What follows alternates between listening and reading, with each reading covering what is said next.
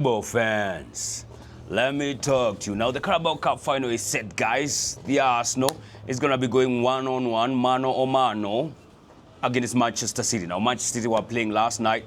They beat Newcastle to a pulp. 3-1 was the final score. 5-2 was the aggregate score, because of course they won 2-1 at St. James's Park, and that's fine and dandy. And I like this because I do recall I said I have some wrongs that I need to right. The last time I was in the Carabao Cup final was in 2018. I'm gonna be honest with you, I was not even remembering that one. It was such a bad one, nilisahau. I actually forgot I was in the final 2018. I was up against Manchester City. They laid the smacketh down upon my candy ass. That is a wrong that need to be righted. That is a wrong that I need to right. There's nothing like righted in English. Yeah, so I'm okay with that. I'm okay with that. So, yeah, Man City in the final come 22nd of March versus the Arsenal. I'll be honest with you, the last time I was there though as well, nilikuwa kina Mustafi, bro. Nilikuwa down bad. I think I had backline of Mustafi, Koscielny, Holding, and who? Was it Kolasinac or Nacho Monreal? Ilikuwa mbaya. So it's only right that we face Manchester City. I also feel like I want to face Manchester City because they have a weaker defense compared to Newcastle, in my opinion. Newcastle, they have nothing to fight for this season, to be honest. So if they are to get to the final, I reckon wangesumbua more kuliko Manchester City. So that's going to be fine. One thing is not fine though, and this is not fine for Pep. Pep is now throwing a myriad of excuses, bro.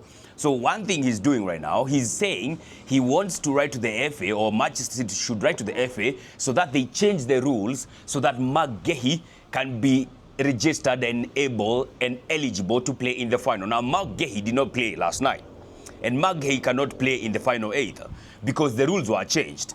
And I don't know why he wants them changed as well again. Now, the rules were changed this year to be that no one can be captained any longer in the Carabao Cup. In the essence of, if you played, let's say, the third or fourth round with, you see, like Semenyo played earlier on in the Carabao Cup with Bournemouth, but they got knocked out, right?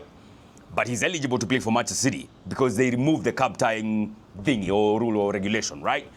As long as you've been registered before the semi-final kicks off, you can play the semi-final and you can play in the final. Now, Mark Gehi, tunajua amekuja juzi after the first leg had already happened in the semi-final, so he cannot feature in the final. Those are the new rules.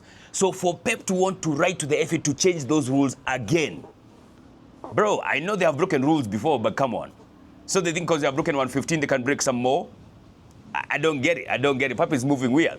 He's also saying that he has never seen a team travel to the north of England to play in a final, and now he has to travel all the way to London to play in the final wakati Arsenal watakuwa tu hapo na mgoja.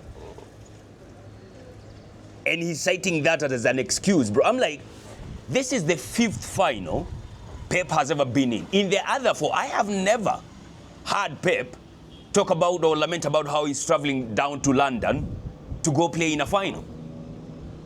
Where is this coming from? Like, all of a sudden, he's citing traveling to London like as an issue. Like he's going to be traveling. While he's traveling, the team is going to face is just resting. And he's citing that as a sort of an excuse or as a complaint. I'm like, what?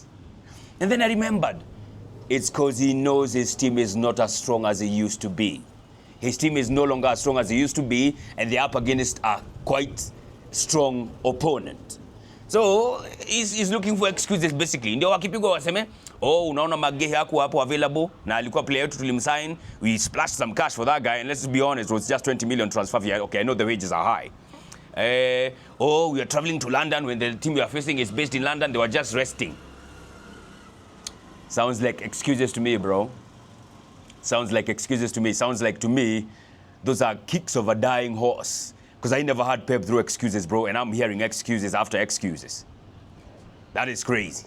Not gonna lie, that is kidogo crazy, but that's Pep for you in a nutshell. He's up against Arsenal in the final. He knows it's not going to be easy, and he better be ready for that because he's gonna put in a final and a half. Like I said, we have some wrongs that we need to right, and there's no better team to do that against than Manchester fucking City. And that's the bottom line, and there's nothing they'll be able to do about it. See you on March 22nd.